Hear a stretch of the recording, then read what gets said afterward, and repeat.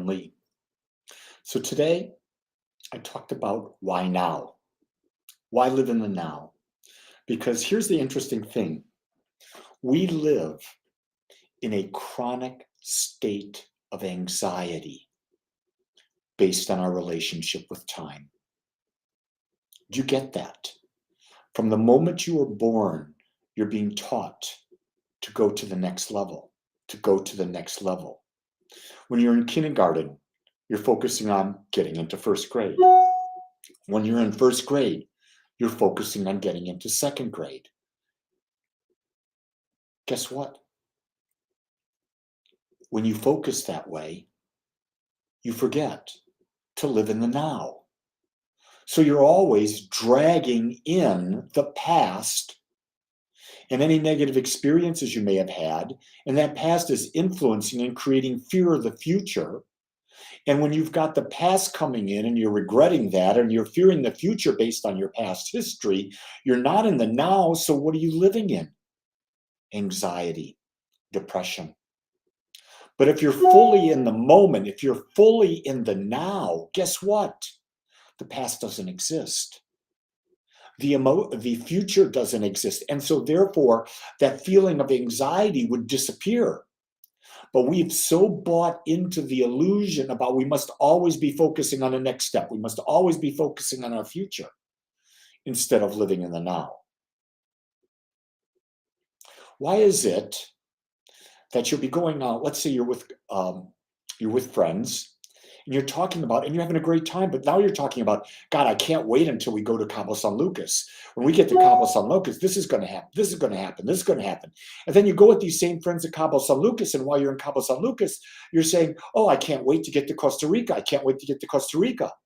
So you're never in Cabo. You're now focusing on the next thing, which is, in this case, Costa Rica. And guess what happens?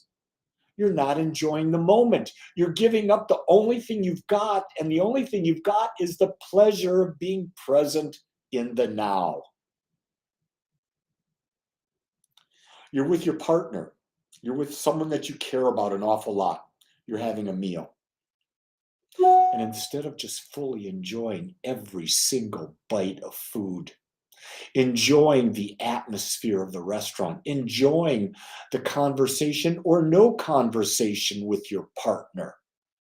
Instead of being fully present, you're focusing on, I wonder what we could do next. And will it live up to this? Will it live up to that? And what do we create? A state of anxiety. And here's the key thing. Anxiety and depression only exist in the illusion of time. But if we were to sit in the now, only the now, depression and anxiety would disappear. Isn't it interesting how we use time in a way that actually makes life pretty miserable for us? We do too much measuring. And in that measuring, we compare. And everyone has heard this. I don't know where it ever started, but comparison is the death of joy, because comparison takes you out of the now. When you're in the now, it's a perfect moment. There is no struggle. There's no bad past in the now unless you bring it in. There's no negative possibility of a future unless you bring it in. In this now, right now, this very moment, you have everything you need. You have food, shelter, whatever. It's right over you. You have everything you need in this moment. But we don't live there. So we don't think we have everything we need. And so we create a void, an unnecessary void. And then we live from that void, that we're not enough, that we don't have enough, that we're not worthy to have enough. But yet right now in this now, you've got everything. There's nothing more you need in this moment. This is how advertisers get you. They advertise a product, a place, an event, a circumstance. That if you buy this, you will have everything. When in retrospect, you have everything now. You ever have an old toaster You say, well, I've had this toaster 10, 12 years. I'm going to get a new one. I'm going to get this. And you get it and you think, well, this is going to make me happier. But when you pull out the toast, it's toast. Just come out of a different, fancier looking gadget. It's toast. Are you better off? Or was it the illusion that was created for you that you bought into, that you had to have something outside of yourself? Live in the now. See the greatness of life.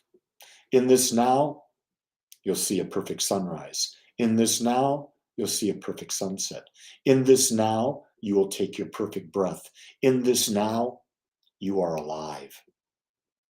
And that's everything.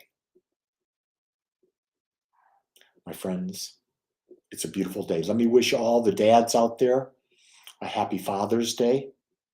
Here's what I know about being a father. It has nothing to do with having children, but rather, who are you as an example when you're with children? Who are you when children look at you interacting with others? Are you an example of being in the now, or are you an example of anxiety and fear and depression? Being a father is an incredible gift. And it could be biological or not biological. It is a father, which is an image of a strong presence that's an example to others as to how to live. I suggest you be a loving father today, because that's the greatest example you can give anyone. With that, my friends, make it a great day and know that you are loved. Aloha.